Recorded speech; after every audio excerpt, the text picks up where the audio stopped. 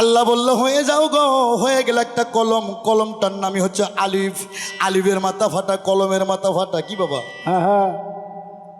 যে খেজুর খায়া নবীর 14 খানদান জীবন বাঁচাইছে, যে গম বেহেস্তের খাদ্য, যে গমের রুটি খায় নবী রসুলের পীর আউলিয়াদের 14 খানদান জীবন বাঁচাইছে, এই গমের মতো ফাটা না আছে। এই আজকে আসল তালিম দিয়ে দেবে আনোয়ার সরকার। খালি গমের ফাটার, কলমের ফাটার, আলিবের ফাটা না, সারা জগৎটাই ফাটা। আরে ফাটার জন্যই আল্লাহ জগৎটা বানাইছে।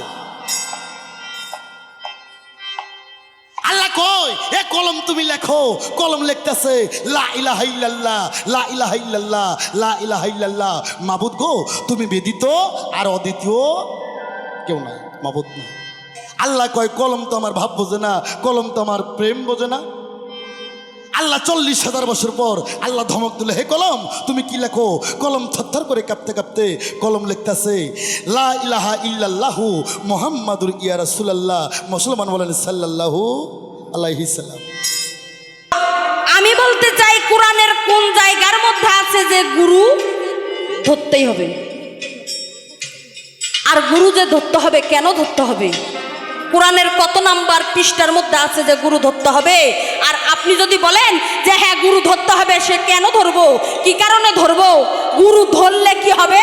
আর আমি রুমি সরকার যদি গুরু না ধরি, গুরু না বুঝি, তাহলে তার কর্ম কি হতে পারে আপনি বলবেন। আর কোরআনের কোন জায়গায় আছে গুরু ধরার কথা? কত নাম্বার পৃষ্ঠা, কত নাম্বার আয়াতে, কত নাম্বার সূরার মধ্যে রয়েছে যে গুরু আমাকে ধরতে হবে? ওই গুরুর নাম কি, শিষ্যুর নাম কি, নাম যেন কোরআনে থাকে। গুরু মুখ দিয়ে কি বলছিল, শিষ্য মুখ দিয়ে প্রথম কি বলছিল। এখনকার গুরু শিষ্য বলে কি বলে না। আর মুরিদ হতে হবে, গুরু ধরতে হবে। কোরআনের কথা কোথায় আছে? কেন গুরু ধরবো, কিসের অভাব? যে পালা শুরু হবে, প্রথম গুরু কে ছিল সেখান থেকে কথা হবে। আচ্ছা, সুন্দর কথা বাবা। তবে যাই হোক, পবিত্র কোরআন শরীফ 6666 আয়াত, 7 মণ্ডল 14 সেজদা, 3,16,19টি হরফ, 130 ফরজ 6টা, আর 114 সূরা কোরআন শরীফের মধ্যে আছে। কি বাবা? আর এই 114টা যে সূরা কোরআন শরীফের ভিতরে আছে, এই 114 সূরার মধ্যে এমন একটা সূরা আছে যাকে ছাড়া মুন্সি, মৌলবি, গাউস, কুতুব, যত ওলি হোক না কেন, কারো ইবাদতি কাজে লাগবে না, লাগবে না। এই সূরাটার এমনই একটা পাওয়ার। এই সূরাটা হলো সূরা ফাতিহা। একে ছাড়া কি কোনো ইবাদত আছে গো? কোনো ইবাদতই কাজে আসে না। শুধু তাই নয়, এই পৃথিবীটা ছিল অন্ধকার, ধন্ধকার, নৈরাকার এবং কুয়াকার। এই পৃথিবীটার আকার, উকার, হিস্যিকার, দীর্ঘিকার কোনো কিচ্ছু ছিল না। এই পৃথিবীটা ছিল ডিম্ব আকার। ডিম মানে গোল, গোল মানে শূন্য, শূন্যর পর আর কোনো অক্ষর থাকে না। থাকে কি বাবা? শূন্যর পর আর কোনো অক্ষর থাকে না। তাই আমি আমার দয়ালকে বলবো, বাজান আপনাকে বুঝে নিতে হবে যে আমি পালাটা ঠিক কোন জায়গা থেকে ধরতেছি। এই যে পৃথিবীটা ডিম্ব আকার ছিল, ডিম মানে গোল, গোল মানে শূন্য, শূন্যর পর আর কিছু নাই। তাই আমি বলতে চাই, এই যে আপনি গুরু, আমি একজন শিষ্য। আমার কথা শুনেন বাজান, মন দিয়ে শুনতে হবে আপনারে, না হইলে তো জব দিতে পারবেন না। এই পৃথিবী সৃষ্টি হওয়ার 2,70,00,000 বৎসর আগে পৃথিবী সৃজন হয়নি। এই পৃথিবীটা সৃষ্টি হবার 2,70,00,000 বৎসর আগে সর্বপ্রথম গুরু কে ছিল? আর তার শিষ্যটা কে ছিল? আর সে গুরুর মুখ থেকে সর্বপ্রথম কোন বাক্য ফলছিল? আর সে শিষ্যটার মুখ থেকে বা কোন বাক্য বলছিল?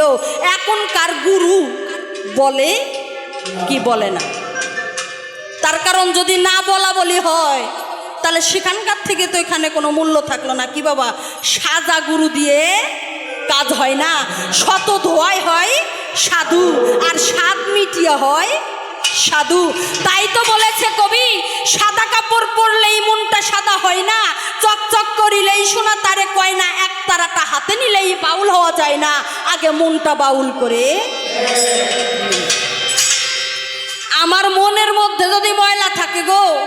আমি উপরে সাদা লেবাস মানুষকে দেখানোর লাইগা পইরা কোনো লাভ আছে? কোনোই লাভ নাই।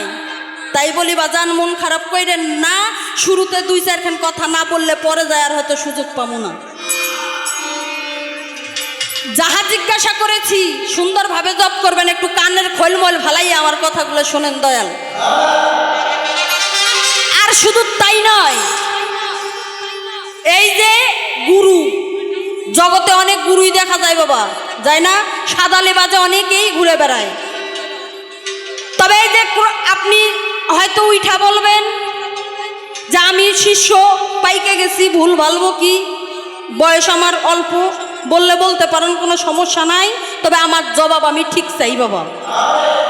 এই যে বায়াত যে গ্রহণ করতেই হবে, গুরু যে আমি ধরবো, এটা একান্তই যার যার ব্যক্তিগত বিষয়। কি বাবা? আমার মনের একান্তই ব্যক্তিগত বিষয়। আমার মন চাইলে আমি গুরু ধরতে পারি, না চাইলে নাই। কিন্তু জোর জবরদস্তি করার কোনো প্রয়োজন নাই, আমি মনে করি তাই।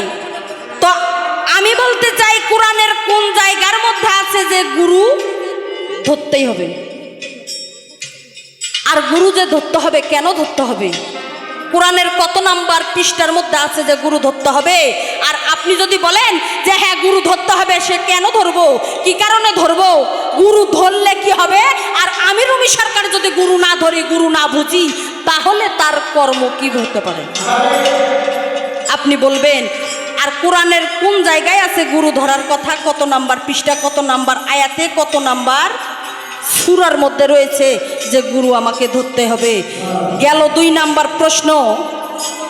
3 নাম্বার কথা হইল, পবিত্র কোরআন শরীফের মধ্যে আল্লাহ পাক জবানে বলে দিয়েছে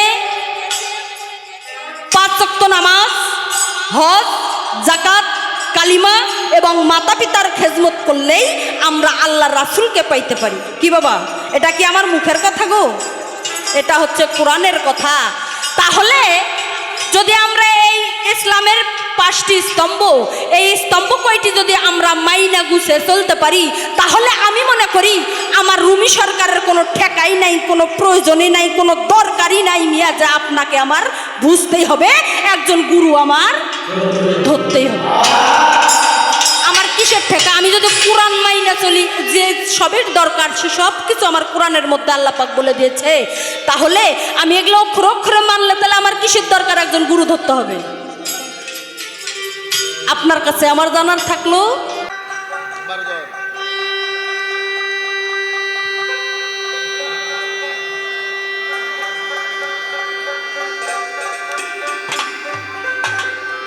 অত দূর দিলা কেন? আচ্ছা আচ্ছা ঠিক আছে। হ্যালো রে, হ্যালো রে, হ্যালো রে, সাধুগুরু, হ্যালো রে।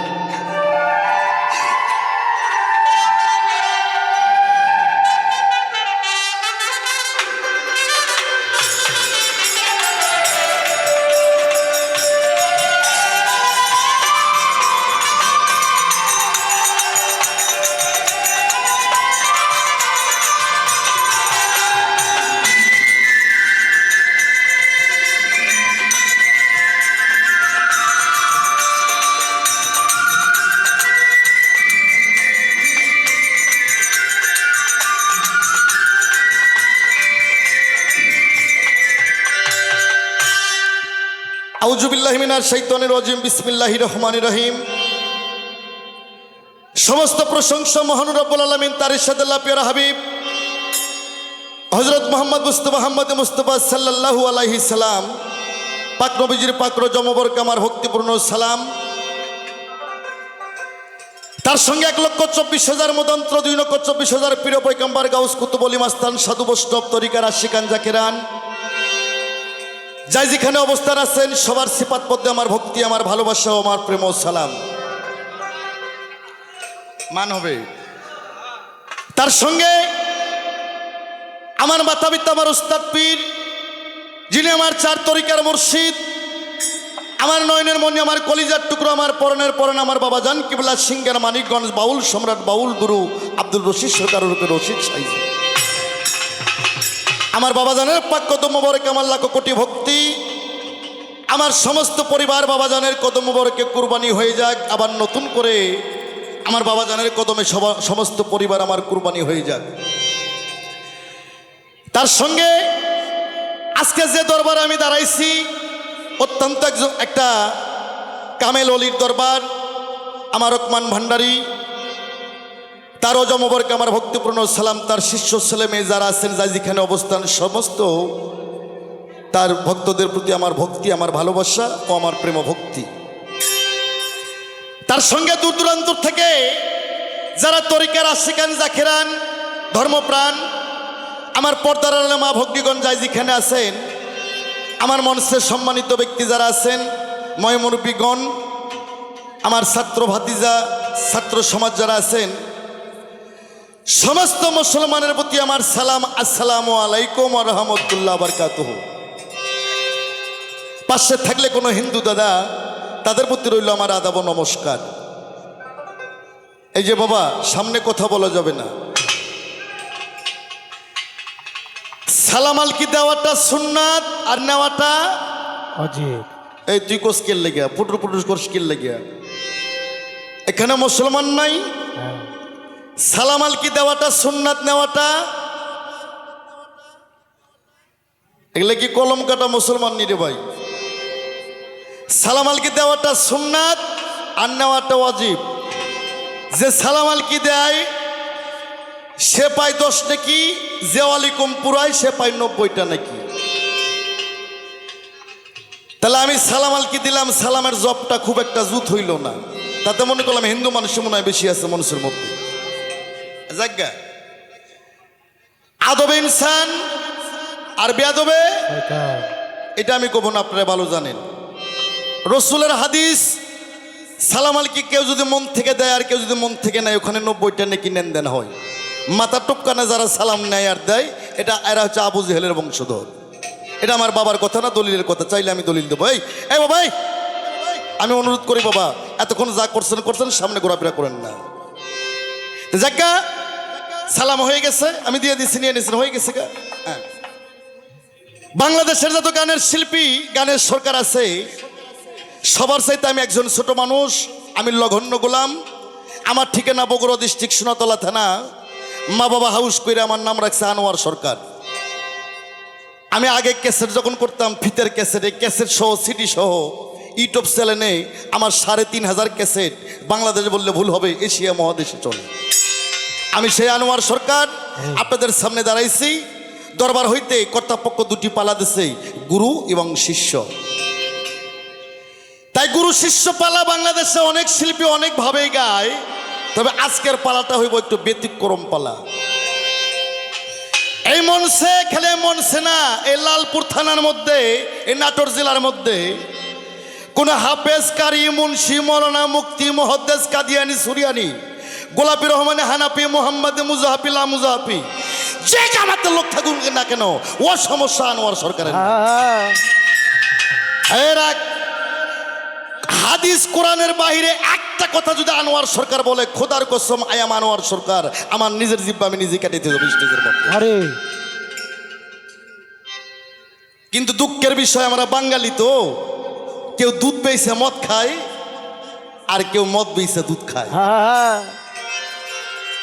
এটাই বাঙালিদের স্বভাব।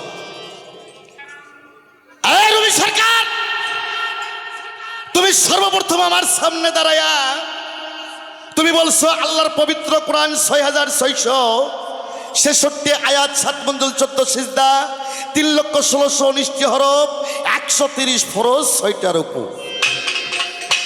আগে ছিল, বর্তমানে নাই। আপনারা কোরআন খুলে দেখেন, আমি এই জায়গায় দাঁড়ায় আছি। কোরআন শরীফে 6666 আয়াত, 7 মঞ্জুল, 14 সিজদা, 3,16,19 হরফ, 130 ফরজ, 6টা রুকু। এটা এখন নাই। কোরআনে আছে, কোরআন শরীফে আছে 6336 আয়াত। আর তুমি একটা কথা বলছো, কোরআন শরীফের মা সূরা ফাতিহা। শুধু তাই না, এই পৃথিবীতে যত নবী আসবে, যত রসুল আসবে, যত পীর আসবে, যত ওলি আসবে, যত পয়গম্বর আসবে, সূরা ফাতিহা ছাড়া কারো ইবাদত হবে না। বলে নাই? এরা সারা পৃথিবীর যত গোত্র আছে সমস্ত গোত্রের সমস্ত জীবের মুক্তির সংবিধান আল কোরআন। কোন সুবহানাল্লাহ। সুবহানাল্লাহ। আল কোরআনের আলো ঘরে ঘরে জ্বালো। ওই বেটা কোন ঘরে? পাকা ঘরে না, এ মানব ঘরে জ্বালতে হইব। তাই আমার বাজান রশিদ সাইতে বলছে, আনোয়ার রে, দিল কোরআনের হাবেদ যারা কেবল তারাই জানে পদ্ধতি, মরা ছেলেই বিয়ে করে নবযুবতী। বুঝলাম তো কোরআনের মা, কোরআনের যদি মা থাকে, মাই যদি থাকে, তো মায়ের বিয়ে হয় না বাবা? হ্যাঁ। এ বাবা, আপনার এখন মায়ের বিয়ে হয় না? তাহলে অবশ্যই বাবাও আছে। কোরআনের হৃৎপিণ্ড, কোরআনের সারমর্ম সূরা ফাতিহা। আচ্ছা বলেন তো বাবা, সূরা ফাতিহার সারমর্ম কি? আমি জানি পারবেন না, আমার থেকে শুনে যান। কোরআনের সারমর্ম সূরা ফাতিহা। 30 পারা কোরআনের মধ্যে জানা আছে, সূরা ফাতিহার মধ্যে তা আছে। তাহলে কোরআনের মেরুদণ্ড সূরা ফাতিহা, আর সূরা ফাতিহার মেরুদণ্ড বিসমিল্লাহ। তুমি যে বন্দনা গাইছো, যে বিসমিল্লার হয় না ওজন, দুনিয়া দিলে তামান, বিসমিল্লাহ বলে মুখের জবান খুলিলা।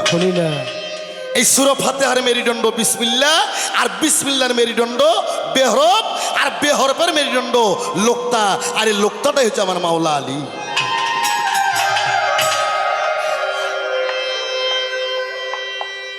তাই তোমার প্রথম যে বক্তব্য, এই বক্তব্য ফয়সালা, কিন্তু তুমি পালা থেকে প্রশ্ন করছো আমার সামনে। পৃথিবীতে প্রথম গুরু কে ছিল, তার শিষ্য কে ছিল, ওই গুরুর নাম কি, শিষ্যুর নাম কি, নাম যেন কোরআনে থাকে। গুরু মুখ দিয়ে কি বলছিল, শিষ্য মুখ দিয়ে প্রথম কি বলছিল। এখনকার গুরু শিষ্য বলে কি বলে না। আর মুরিদ হতে হবে, গুরু ধরতে হবে। কোরআনের কথা কোথায় আছে? কেন গুরু ধরবো, কিসের অভাব? তুমি একটা চাইবে, আমি তোমার 50টা দেবো, কথা দিলাম। আর কারো যদি কোনো কথা, কোনো প্রশ্ন, কোনো কথা বলার থাকে, আস্তে আস্তে ভদ্রতার মাধ্যমে লিখে লিখে পাঠিয়ে দেবেন, আমি জব করার জন্য চেষ্টা করব। কালকে লালপুর থেকে আনোয়ার সরকার বাসায় গেলে যদি কেউ বলে কি বলে গেল, আমি অনেক কাপুরুষ করব। আমি ছোট্ট করে একটা বন্দনা গান করি, আমার বন্দনা তো গাইতে হবে বাবা। ওনার বন্দনা উনি গাইছে, এখন আমার বন্দনা আমি ছোট্ট করে গাবো, তারপর দেখা যাক। উনি যেখান থেকে প্রশ্ন করছে গুরু শিষ্য পাল্লা কারে কয়, কোরআনের বাহিরে উনি আমাকে চ্যালেঞ্জ করছে, আমি কোরআনের বাহিরে কোনো কথা বলবো না। আমি আগেই বলছি, হাফেজ কারি মুন্সি মৌলানা মুক্তি মহদ্দেস কাদিয়ানি সুরিয়ানি গোলাপি রহমানে হানাফি মোহাম্মদি মুজাফিলা মুজাহাবি, যে সমাজের লোক থাকুক না কোনো সমস্যা আমার নাই। মন গড়া গান আনোয়ার সরকার গায় নাই, বাংলাদেশের রশিদ সরকার গায় নাই।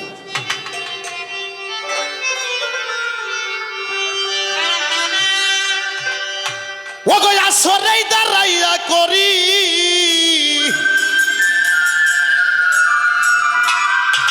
ওগো আসরেই দাঁড়াইয়া করি আমি সোনার আসর বন্দনা। আরে নাচিয়া না ছিয়া গাইব কে করবে মা না। আরে নাচিয়া না ছিয়া গাইব কে করবে মানা। ওরে আসরে দাঁড়াইয়া করি, আসরে দাঁড়াইয়া তোরি, আসরে দাঁড়াইয়া করি আমি সোনার আসর বন্দনা। নাচিয়া না সিয়া গাইব কে করবে মা না। নাচিয়া না সিয়া গাইব কে করবে মা না। আগো আসরে দাঁড়াইয়া তোরি, আসরে দাঁড়াইয়া তোরি আমি সোনার আসর বন্দনা। নাসিয়া নাসিয়া গাইব কে করবে মানা। নাসিয়া নাসিয়া গাইব কে করবে মানা। বন্ধু আল্লাহ বন্দি গো নবী,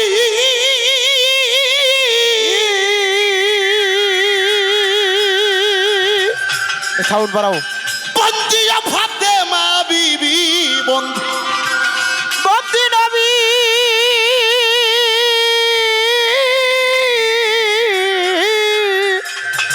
বন্দি ফাতেমা বিবি হযরত আলীর চরণ সেবী। এই হযরত আলীর চরণ সেবী, হযরত আলীর চরণ সেবী বাবা, সঙ্গে ইমাম দুইজনা। নাসিয়া না সিয়া গাইব কে করবে মা না নাসিয়া না সিয়া গাইব কে করবে মা না হাগো আসরে দাঁড়াইয়া করি আসরে দাঁড়াইয়া করি আমি সোনার আসর বন্দনা নাসিয়া নাসিয়া গাইব কে করবে মানা নাসিয়া নাসিয়া গাইব কে করবে মানা চার তরিকার চার পীরে রে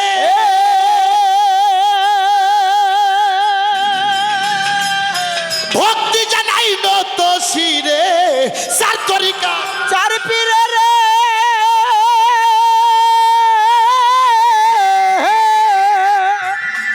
আরে ভক্তি জানাই নত শিরে বাগদাদ বড় পীর রে এই বাগদাদে বড় পীরে রে ভক্তি জানাই নত শিরে আমি ভক্তি জানাই না তো শিরে আজমেরিতে খাজা বাবা এই আজমেরিতে খাজা বাবা তুমি ভক্ত কিবলা কাবা এই তুমি ভক্তের কিবলা কাবা সিলেটেতে শাহ জালাল এই সিলেটেতে শাহ জালাল তাহার ভাগিনা শাহ পরাণ এই তাহার ভাগিনা শাহ পরাণ পরাণ মিশাইয়া পরাণ আমি পরাণ মিশাইয়া পরাণ গুলিস্থান গোলাপ বাবা এই গুলিস্থানে গোলাপ বাবা আমি করি তোর ভরসা এই আমি করি তোর ভরসা মিরপুর বাবা শাহ আলী এই মিরপুরে তো শাহ আলী চাই বাবা তোর চরণ ধুলি আমি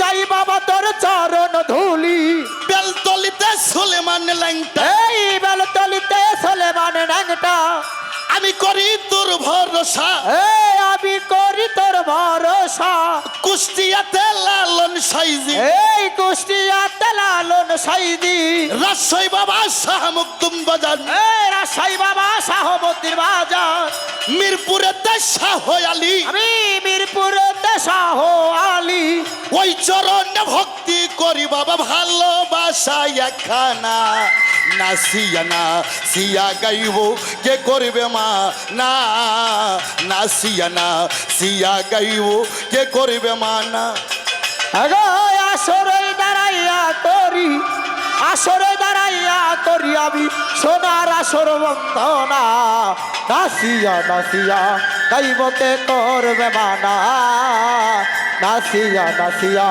গাইবকে করবে মানা আমার চার তরিকার মুর্শিদ যিনি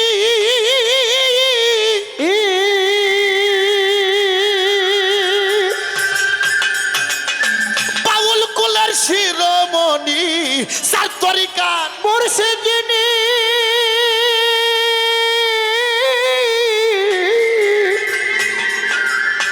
বাউল কুলের শিরোমণি রশিদ সরকার নামটি ধরি আমি রশিদ সরকারের নামটি ধরি সিঙ্গারেতে থানা ধরি এই সিঙ্গারের থানা ধরি মানিকগঞ্জ জেলা ধরি বাবার আজিমপুর হয় ঠিকানা নাসিয়া না সিয়া গাইব কে করবে মা না নাসিয়া না সিয়া গাইব কে করবে মা না আর আসরে দাঁড়াইয়া করি আসরে দাঁড়াইয়া করি আমি সোনার আসর বন্দন নাসিয়া নাসিয়া গাইবকে করবে মানা নাসিয়া নাসিয়া গাইবকে করবে মানা মাতা পিতার পাচরণে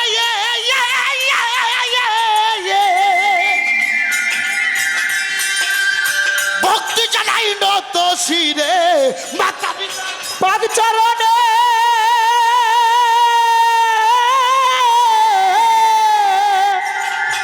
ভক্তি জানাই নত শিরে রকমান ভান্ডারের বাগ দরবারে আমার পাদ দরবারে ভক্তি জানাই নত শিরে বাবা ভালোবাসা একখানা নাসিয়া না সিয়া গাইব কে করবে মা না নাসিয়া না সিয়া গাইব কে করবে মা না আর আসরে দাঁড়াইয়া করি আসরে দাঁড়াইয়া করি আমি সোনার আসর বন্দনে নাসিয়া নাসিয়া গাইবকে করবে মানা নাসিয়া নাসিয়া গাইবকে করবে মানা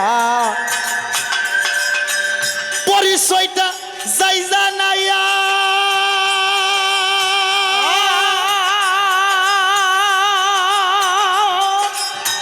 আনোয়ার সরকার নামটি ভাইয়া পরিচয়টা যাই জানাইয়া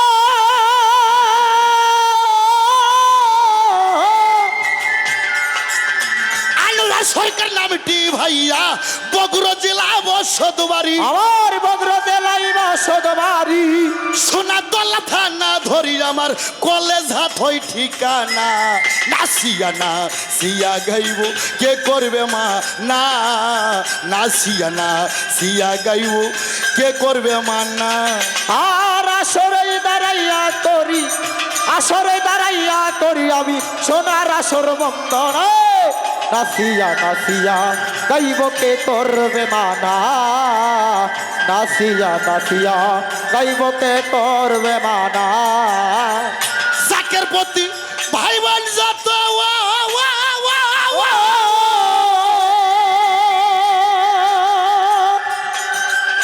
ভক্তি জানাই শ্রীনি মতো সাকের প্রতি ভাই বোন যত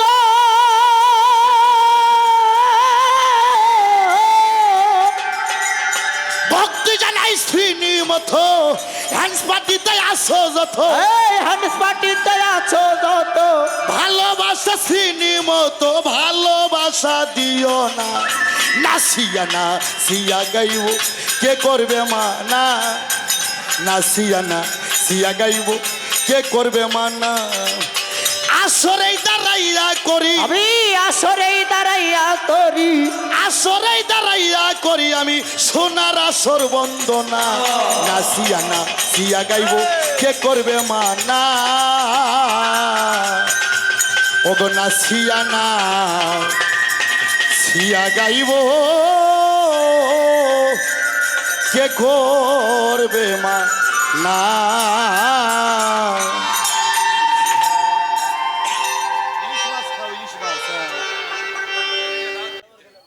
বাবা বন্দনা গান যদি সারা রাত গাই বাবা শেষ হবে না বাবা আমি ছোট্ট করে একটু বন্দনা গাইলাম হ্যাঁ পরিচয়পত্র বন্দনা গান এখন মূল কথায় মূল পালায় যাব আমার কথায় গানে আপনারা যদি বিরক্ত মনে করেন রাগ হন আগে আমি দয়া চাই ক্ষমা চাই ভিক্ষা চাই বাবা তার কারণ ভুল করাটা সহজ ক্ষমা যে করে সে হচ্ছে মহৎ হ্যাঁ কি বাবা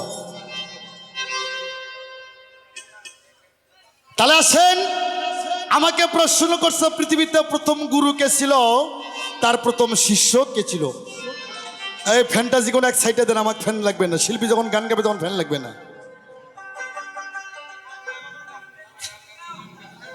আস্তে আমার কথা বুঝতে হবে বাজান কথা না বুঝলেই সমস্যা এখানে তো কয়টা লোক এখানে মিডিয়া আসছে ঢাকা থেকে উত্তরবঙ্গ থেকে এটা পৃথিবী যতদিন থাকবে এই ভিডিও করতে এতদিন থাকবে সারা বিশ্ব দেখবে বিশ্ব কমেন্টস করবে আনোয়ার সরকার কি গাইলো রুমি সরকার কি জব করলো রুমি সরকার কি প্রশ্ন করলো আনোয়ার সরকার কি জব করলো এটা সারা বিশ্ব মিডিয়ার মাধ্যমে প্রচার হবে দেখবে হ্যাঁ তাই আছেন আমারে কয় পৃথিবীতে প্রথম গুরু কে ছিল তার শিষ্য কে ছিল সে গুরুর মুখ থেকে কোন বাক্য ফলছিল এবং শিষ্যর মুখ থেকে কোন বাক্য ফলছিল এখনকার গুরুরা বলে কি বলে না আর একটা কথা কইছো আমার মনটা খুব খারাপ হয়ে গেছে হ্যাঁ কয় কয় বাজা নারী যেমন আর সাজা গুরু গুরু তেমন হ্যাঁ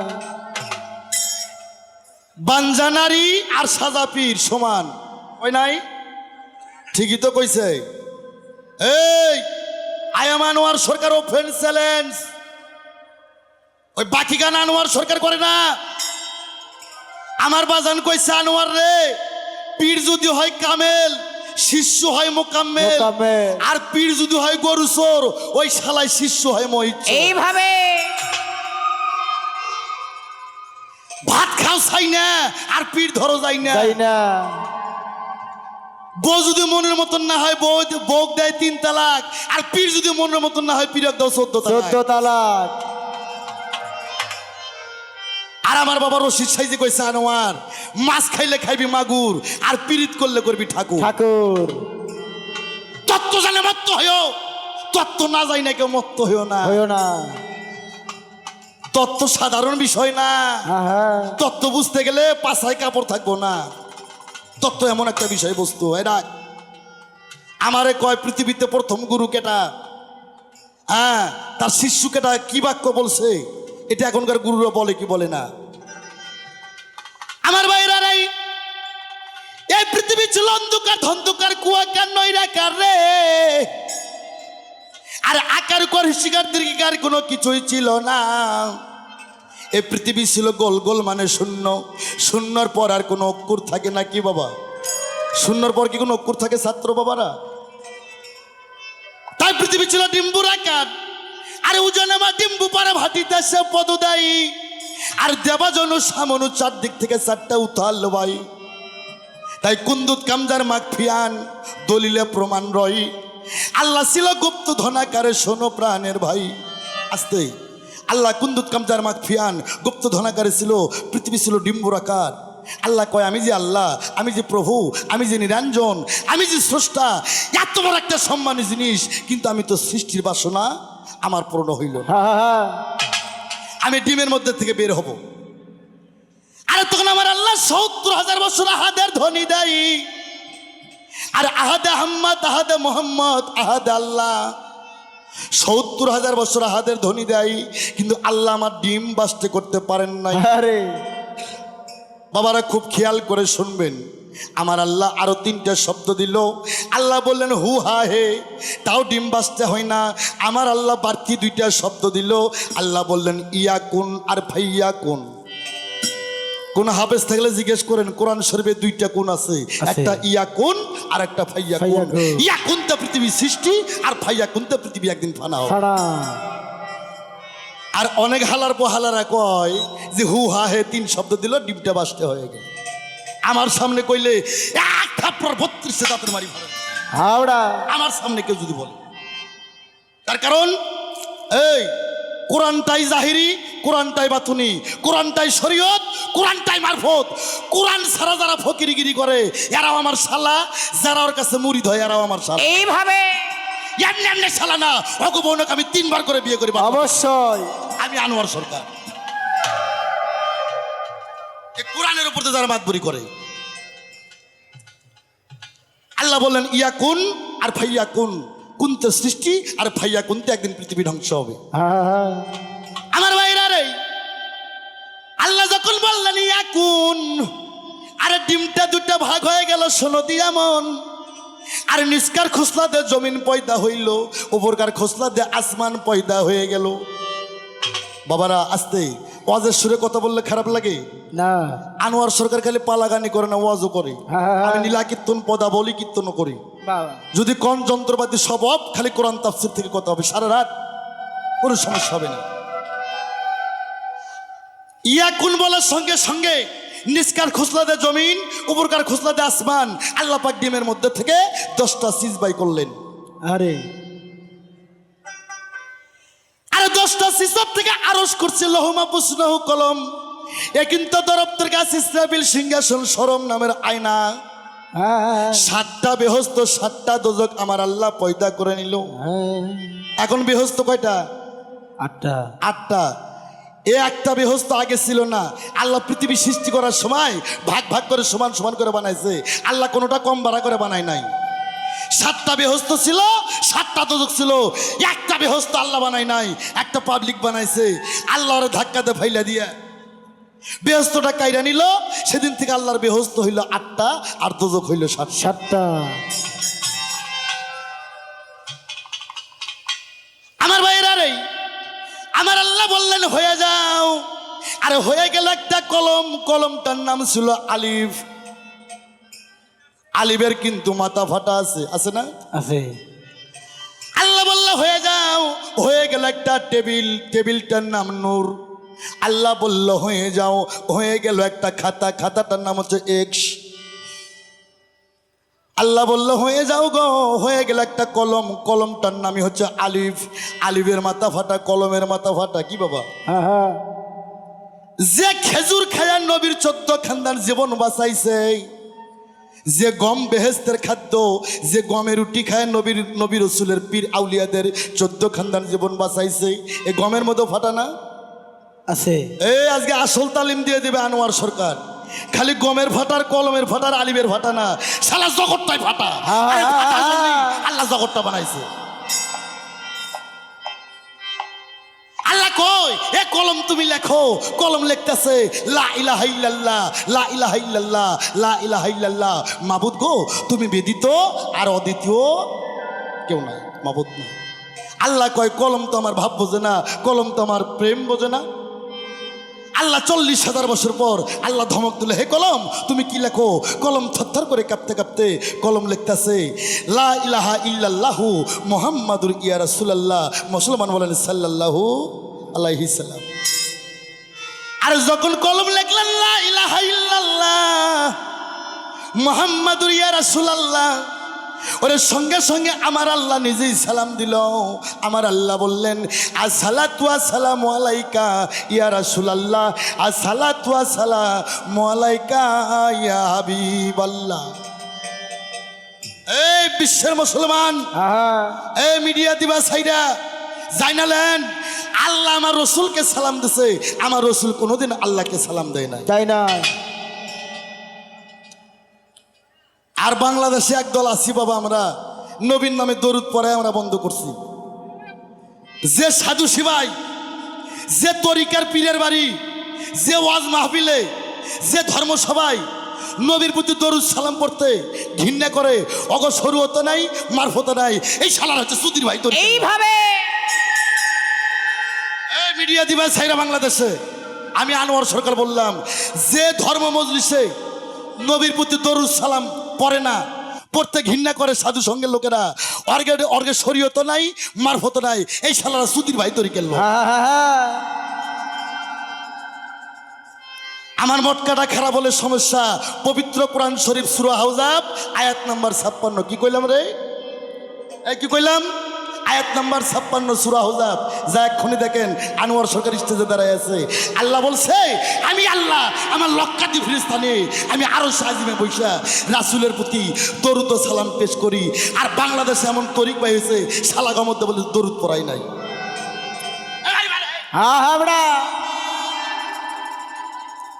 আমার অনেক যন্ত্রণা, তার কারণ যে রসুল ছাড়া বাবা পারের কোনো গতি নাই।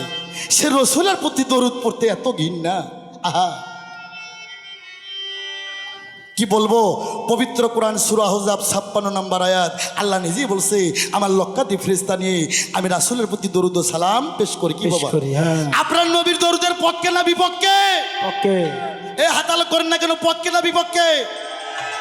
আলহামদুলিল্লাহ, আল্লাহু আকবার, আল্লাহু আকবার, আল্লাহু আকবার। আল্লাহ তুমি রহমত করো। যে যে দরবারে নবীর প্রতি দরুদ সালাম না হবে ওই দরবারে যাবেন না, পারলে গন্ডগোল করবেন, সওয়াব হইব। আর যেখানে নবীর দরুদ হবে জীবন শহীদ করে দেবেন, শহীদানের জন্য জান্নাত আল্লাহ কোরআনে প্রমাণ করছে।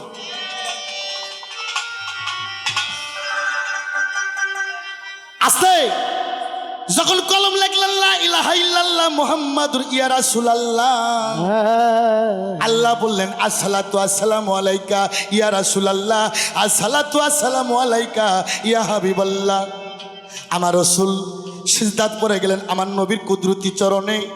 সিজদা পড়ে বললেন লা ইলাহা ইল্লাল্লাহ, লা ইলাহা ইল্লাল্লাহ। আমার রাসূল যখন লা ইলাহা ইল্লাল্লাহ বললেন আল্লাহ নিজেই বললেন মুহাম্মাদুর ইয়া রাসূলুল্লাহ।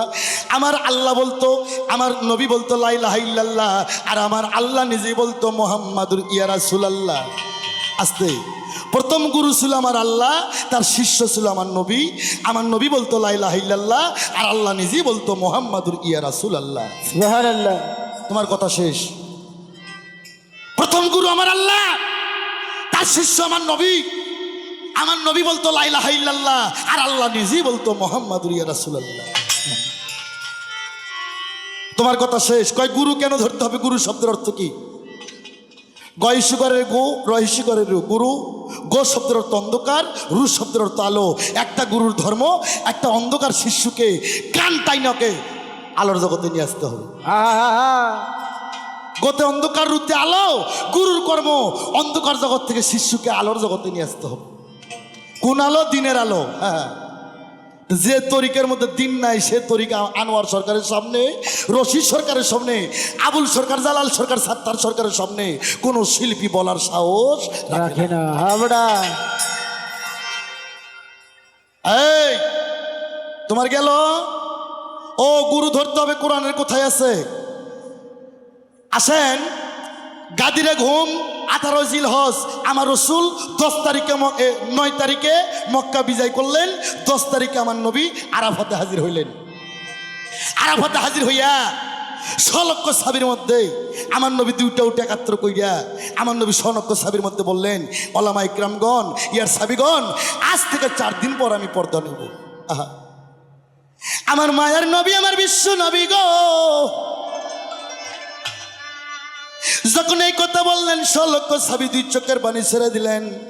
ও ইয়া রাসূলুল্লাহ, ইয়া হাবিবাল্লাহ, হুজুর গো, আপনি পৃথিবী থেকে চলে গেলে আমরা ইসলাম কি করে ধরে রাখবো? আমরা ধর্ম কি করে প্রচার করব? আওয়াজের সুরে কথা বললে খারাপ লাগে বাবা? খারাপ লাগে না? খারাপ লাগে না তো? আলহামদুলিল্লাহ, আলহামদুলিল্লাহ। আরে তখন আমার নবী বললেন, আমি 4 দিন পর পর্দা নেব, কিন্তু আমি 2টা বৃহ বস্তু থুয়ে গেলাম। 2টা বৃহ বস্তু থুয়ে গেলাম। কি? আমার রসুল বললেন, আমার একটা কোরআন সুন্নাহ, আর একটা আহলে বাইয়াত সুন্নাহ। আহলে বাইয়াত সুন্নাহ, আস্তে। রসুল বলল, একটা কোরআন সুন্নাহ আর একটা আহলে বাইয়াত। আহলে বাইয়াত। 6 লক্ষ সাহাবী কয়, ইয়া রাসূলুল্লাহ, কোরআন তো বুঝলাম, কিন্তু আহলে বাইয়াত কি? আমার রসুল বললেন, আহল মানে আমার পরিবার, আর বাইয়াত মানে আমার বর্জ।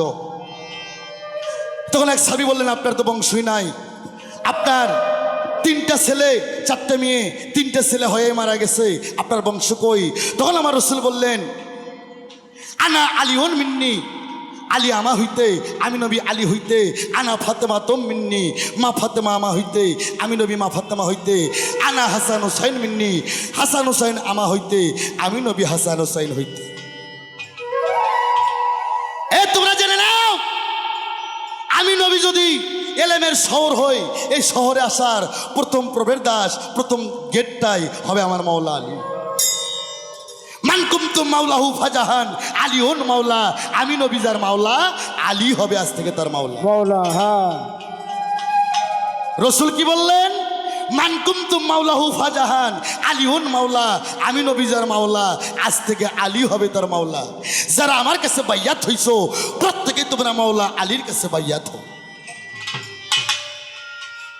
প্রথম হজরত উমর রাদিয়াল্লাহু আনহু আগে হাত বাড়াই দিয়ে উনি আলীর বাইয়াত গ্রহণ করছে। আর আমার সামনে কয়, গুরু ধরতে হবে, বাইয়াত হতে হবে। কোরআনের কোথায় আছে?